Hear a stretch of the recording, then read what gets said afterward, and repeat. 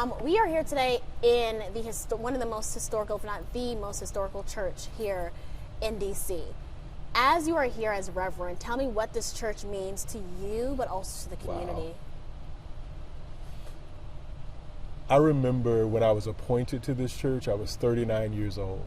I'm now 50.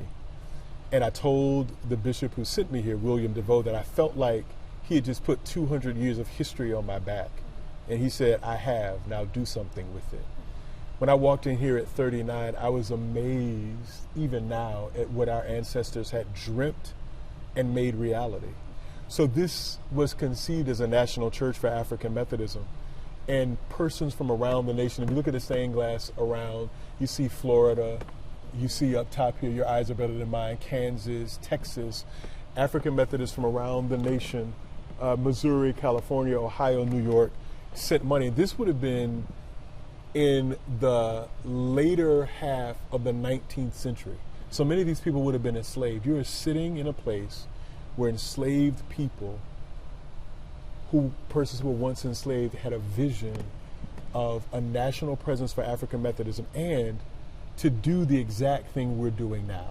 And that is to push against any force, any politics, any organization that would threaten our thriving, that would threaten our citizenship, that would threaten our abundance and love for ourselves, for one another, and for humanity. And we sued the Proud Boys twice because that is why this place exists. This place exists to joyfully resist anything that would seek to destroy us or any people or anyone who's a part of the human family. You mentioned this church exists to push back against hatred, push back against essentially what the enslaved people who helped build this church stood for. That current push right now started in 2020. Take me back to that day that started this current lawsuit. So at that time, we were still worshiping virtually. It was the height of the COVID situation. So we were restricted from coming into the sanctuary, and we were worshiping virtually. So I was actually in my basement preparing for virtual worship, and my phone began to just go crazy. And there were text messages, people offering support, asking how we were, how I was, and I said I'm fine, until someone sent me the link to the Proud Boys Twitter feed that showed them having breached the church's property and vandalized our sign. And then I understood what was going on. And I only had a few minutes before worship was going to begin, and I just sat, I collected myself, and I knew that we would have to fight. I knew that we would not let this stand. And what still warms my heart to this very moment is all of the leaders who had the authority to make the decision. It was a unanimous vote. And I don't know how many of your viewers are church folk, but unanimous votes are rare. And a unanimous vote to push back against a violent force.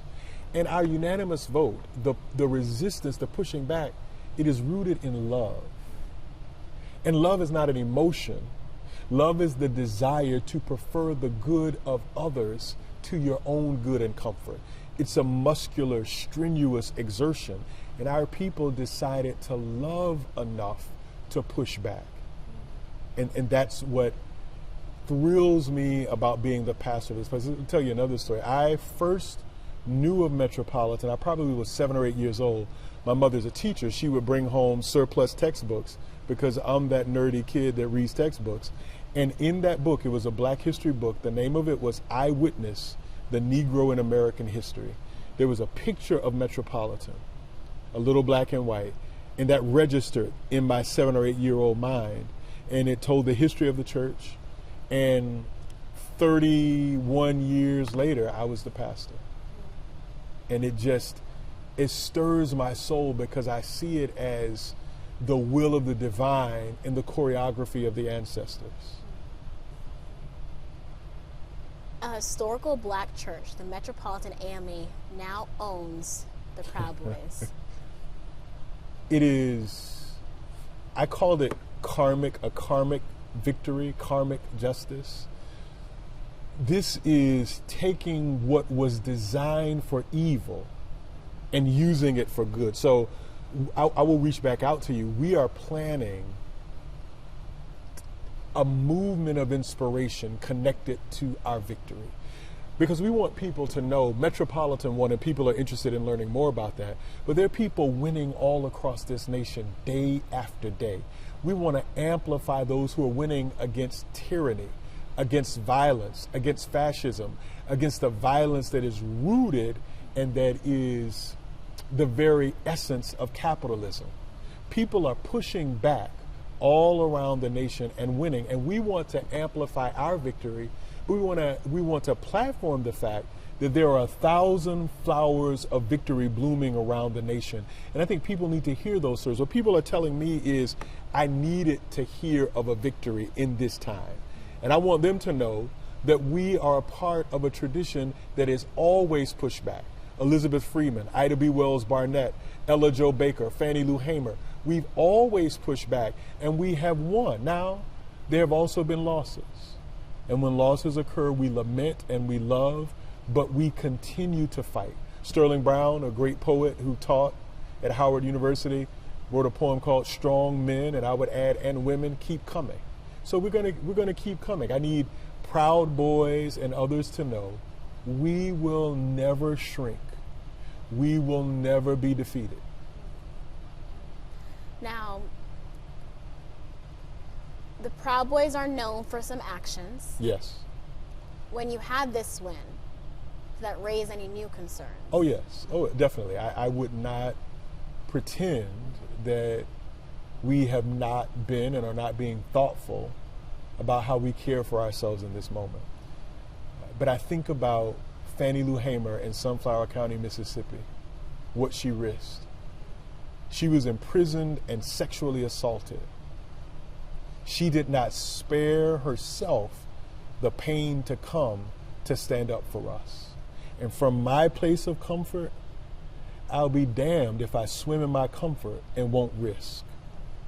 I owe it to Fannie Lou Hamer, and I owe it to my grandmother Gladys, my grandmother Sally. I owe it to generations to come. I know now anytime you see a Proud Boy hat, a Proud Boy shirt, a Proud Boy sock, a Proud Boy pinky toe, you own that. This church owns that. What is that like for you right now? And I'll ask this, have you guys collected on anything as of yet? So we have yet to collect, but again, we sued them twice. So we sued them, $3 million judgment approximately. They did not honor the judgment. So we sued them again for the rights to the trademark, because that is something of value that they own and something of value that we can then use to be made whole on the judgment. We have not collected yet, but we intend to. We will not stop until we collect, because we want the Proud Boys and their ilk to know that there is a cost. So them being pardoned makes them think there is no cost. But there is. The God of justice will ensure that there is a cost, and we who work on the side of the God of justice will ensure that there is a cost. And we are, again, planning a movement around the victory that will invert symbols of hate and use them to fund movements of love. We envision celebrating the very people that the Proud Boys would intimidate: Black people, LGBTQIA+ folks who are of the Jewish faith. All the people that they intimidate through their smallness, we intend to blow them up in the grandeur that they deserve to be considered. Thank you. Thank you. Was there anything I did not ask you that you did want to make sure you said? You're or good. You asked good questions.